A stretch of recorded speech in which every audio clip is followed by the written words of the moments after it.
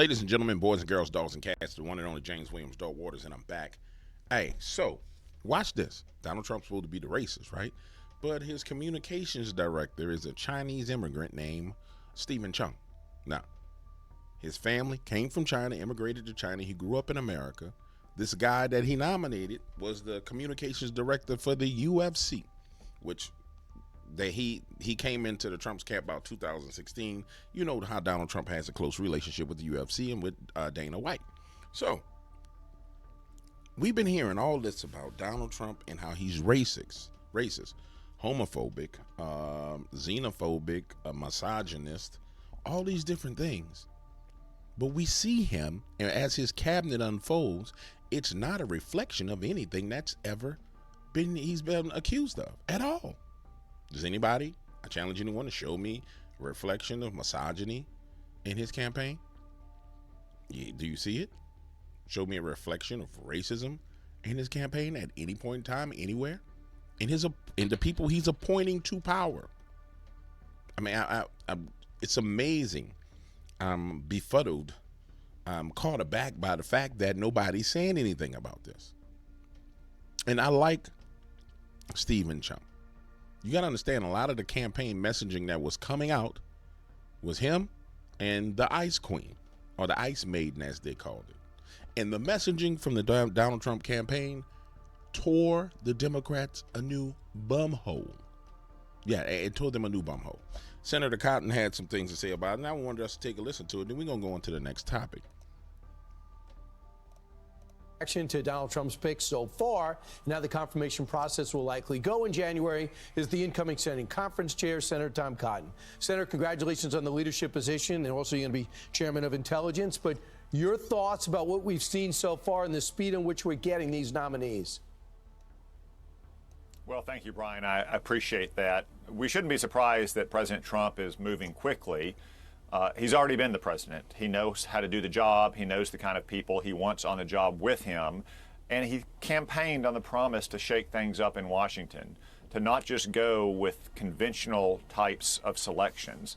People that wanted to go, he wants people that are going to go into these departments and agencies and actually clear out a lot of the excess bureaucratic waste. I'm going to stop and say I'm so happy to see Steven Stallone endorsing Donald Trump. I mean, I was just looking for somebody in Hollywood who had a pair of balls. You know what I'm saying? It's just disgusting that Hollywood is all male vaginas. Right. And make sure that these departments and agencies are working on behalf of the American people, not on behalf of their own interests and fiefdom. So I don't think anyone should be surprised that President Trump is moving Ooh, I wish I could pause it where you can see fast, it. Or that he's making some unconventional nominees. They're going to shake things up. That's exactly what he campaigned on. The main thing is let's have it. Do the nomination process, but do it quickly. You point out that in 2009, Barack Obama set a land speed record with his confirmations. Can you do the same? Yeah, Brian, I expect us to move very promptly. The new Senate will be sworn in on January 3rd. That's 17 days before Donald Trump is inaugurated on January 20th. We can have committee hearings on these nominees before President Trump is formally inaugurated and can submit the nominations. And that means that on January 20th, as soon as he finishes what I'm sure will be a great inaugural address and turns around and walks inside the Capitol, he can sit down and sign the papers that submit those nominations formally. That means the committees can immediately vote on them and we can move them to the floor. In 2009, the Senate confirmed 9 of Barack Obama's cabinet nominees in just the first 48 hours. The Democrats refused to do that in 2017, but I think that should be the floor that we expect in terms of cooperation from Democrats this time. And there's not going to be the kind of leisurely pace the Senate has sometimes taken in the past. I expect that we're going to stay in session. We're going to work around the clock to process these nominations to make sure Donald Trump gets his appointees into place promptly. You're in armed services as well as intelligence. I'm sure you probably know to a degree that Israel looks like they have destroyed the active nuclear weapons research facility in Iran with their last hit. I did not know they even targeted that, but it looks as though they also wiped out Iran's. I thought they said they destroyed an inactive one. So wow, they just rocked Persia. It's going down out here in these streets, ladies and gentlemen. I wish I could make this just stay on the screen without it. There is. It still won't stay. It's crazy. Missile defense. Iran is threatening to hit Israel. The president's going to have to, the president-elect is going to have to deal with this. He got to deal with it now. You know what I'm saying? He's going to have to deal with all of this right now, ladies and gentlemen. I don't know why it's doing that. It's disgusting. I wanted to stay on the screen. But nonetheless, watch this. Let's talk about Tom Cotton and what he's saying. So we know that there's a civil war in the Democratic Party right now. We see it everywhere. But what nobody's talking about is the civil war that's going on inside of the Republican Party. And I want to prepare you as listeners to understand that although Donald Trump won, there's still what you would call neocons that will resist his administration. So Tom Cotton is laying out the best possible case for what could happen. There's a possibility that they would just confirm everybody, but I don't see it being that way. That's why Mitch McConnell just did what he did. So anticipate this happening. Anticipate the Congress and Senate going into session and there being this big kerfuffle about in the news about who they're going to appoint, and they put on this gigantic show, and there's going to be people that they try not to confirm. And then anticipate Donald Trump calling a recess and making them all leave, and then just appointing the people that he wants. Point blank, period. And when he does it, the news media is going to go crazy, and they're going to try and say he can't do that, and that's illegal, and all the rest of this, but it's a part of the Constitution. And so when we get to that moment, we're probably about, what are we in, November? Probably about 30 days, 30 to 35 days before, no, 30, so we're probably about 50 days away from going through this process where everybody's losing their mind in the news media. Those who are left in the news media, by the way, because people are actually resigning left and right because there's lawsuits going against the mainstream media by Donald Trump for defamation of character, which they have done. They have lied, and they've known that they've lied, and they've lied for damn near 8 years. But nonetheless, anticipate this coming down the pipeline. And when it starts to happen, don't freak out. Don't even trip. Don't. Let me get back to what they're saying. Don't trip. Just know it's gonna get handled.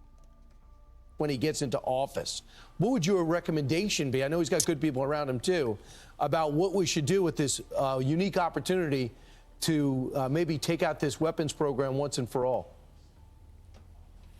Well, first I would say that Israel faces a serious threat for the next 10 weeks, and I would urge President Biden to stand by Israel to make sure that Israel is well defended and that we back Israel to the hilt. But I know that's what President Trump will do from the very beginning. They'll back Israel to the hilt. Iran is the key threat in the Middle East, not only to Israel, but to the United States. They're behind. That's Prince Persia versus Michael. No, don't go nowhere. Don't go to that crazy lady. We already talked about her crazy mind.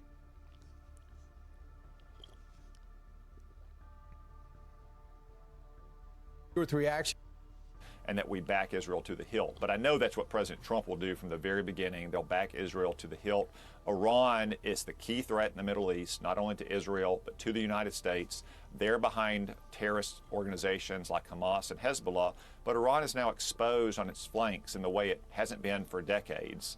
Hamas is largely destroyed. Yeah. Hezbollah's missiles and rocket forces in Lebanon have been severely degraded. That was the main deterrent that Iran used against Israel. Yeah, that's why and Iran now going Israel to come and out Iran marching have on their own. exchanged missile strikes twice. Israel's have been much more effective, as you say, destroying a lot of Iran's air defenses. So we should back Israel to the hilt. And the one thing that President Trump has always been clear about, just like Prime Minister Netanyahu, is that Iran cannot be allowed to have a nuclear weapon or even be on the verge of having a nuclear weapon. And what you people should understand that when we put up that map of Iran, you know who agrees with what Senator Tom Cotton said? Almost every other nation in that area. They also see as Iran as the problem, and nobody wants them to have nuclear weapons. Senator, thanks so much. Congratulations on all this change, and I look forward to talking to you again Iran soon. has always been a problem, and they will always be a problem. Hold on one second, I'll be right. As I was saying, Iran has always been a problem. They will always be a problem. The Persian army has always been a problem. Persia has always been the problem. Many of you guys may know Persia because of the movie 300 with Xerxes. And remember how he came through a 16-foot tall Nephilim talking about telling Leonidas, all you must do is bow to me. I mean, it's the same damn thing playing over and over and over and over again, except for this time they got missiles instead of horses and chariots and arrows and ships. Now they got missiles and tanks and AR-15s and rifles. It's the same thing playing over and over and over again. But I wanted to make this point. This whole narrative that Donald J. Trump is a racist, and that as a racist, he won't appoint people to his cabinet that aren't white, because if he was a racist person, everybody will be white. Everybody will be a white male, right? If he was a Nazi, everybody he was appointing would be a Nazi. Meanwhile, you have people losing their minds all over the place in America, calling themselves the resistance. For example, like Hakeem Jeffries pledges to defend social issues in the next Congress. Well, Hakeem Jeffries, your career is about to be destroyed, but nonetheless, that's insurrection.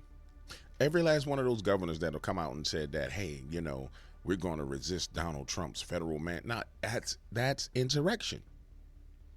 And I don't know if you guys realize it or not, but at some point in time, that's going to have to get dealt with. And when it starts to get dealt with, prepare for the squirming and crying and whining. But remember, they've left America with no choice because of their foolishness. They absolutely left America with zero choice but to deal with them. You understand?